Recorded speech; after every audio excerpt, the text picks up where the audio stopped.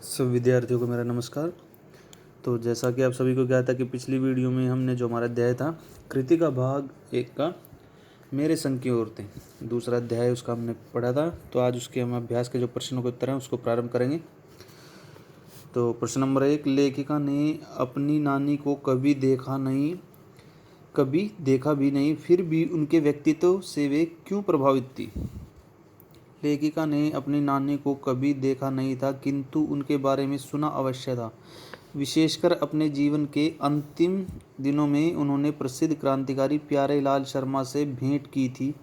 उस भेंट में भी उन्होंने यह इच्छा प्रकट की थी कि वे अपनी बेटी का विवाह किसी क्रांतिकारी से करना चाहती थी, अंग्रेजों के किसी भक्त से नहीं। उनकी इस इच्छा से उनकी देशभक्ति का बोध होता है। इसके अतिरिक्त वह साहसी स्त्री थी। उन्होंने पर्दे में रहने के बावजूद किसी पराये पुरुष से मिलने का साहस किया था।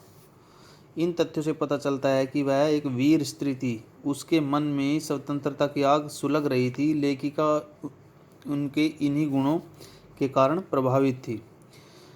प्रश्न नंबर 2, लेखिका की नानी की आज़ादी के आंदोलन में किस प्रकार की भागीदारी रही। भागीदारी उनका किस प्रकार का सहयोग रहा। लेखिका की नानी की प्रत्यक्ष रूप से आज़ादी के आंदोलन में भागीदारी नहीं रही। उसकी परिस्थितियां ही ऐसी थी कि वह खुलकर स्वतंत्रता आंदोलन में भाग नहीं ले सकती थी, किंतु उसके मन में स्वतंत्रता प्राप्ति की भावना सदा बनी रही।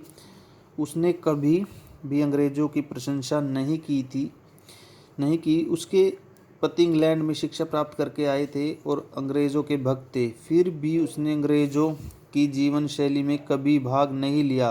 उसका बड़ा योगदान था कि उसने अपनी संतान को अंग्रेज भक्तों के चंगुल से मुक्त कर दिया था, ताकि उसकी संतान देश के लिए कुछ कर सके।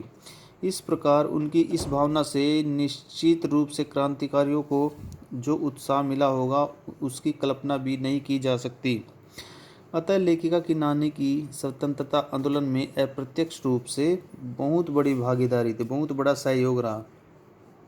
लेखिका की माँ परंपरा का निर्वाह न करते हुए भी सबके दिलों पर राज करती थी। इस कथन के आलोक में लेखिका की माँ की विशेषताएं लिखिए। तो लेखिका की माँ असाधारण व्यक्तित्व वाली महिला थी। उनके जीवन की सबसे बड़ी विशेषता यह थी कि वे स्वतंत्रता आंदोलन के लिए काम करती थी। वे मौलिक विचारों वाली स्त्री थी। लेखिका ने लिखा है कि वे स्वयं अपने ढंग से आज़ादी के जुनून को निभाती थी। इस विशेषता के कारण घर के सभी लोग उसका सम्मान करते थे, उनकी इज्जत करते थे। उनसे घर गृहस्थी का कोई काम नहीं करवाया जाता था। उनका व्यक्तित्व ऐसा प्रभावशाली था कि ठोस कामों के लिए उनसे राय ली जाती थी और उस राय को पत्थर की लकीर मानकर निभाया जाता था। लेखिका की माँ को किताबें पढ़ने और संगीत सुनने का शौक भी था।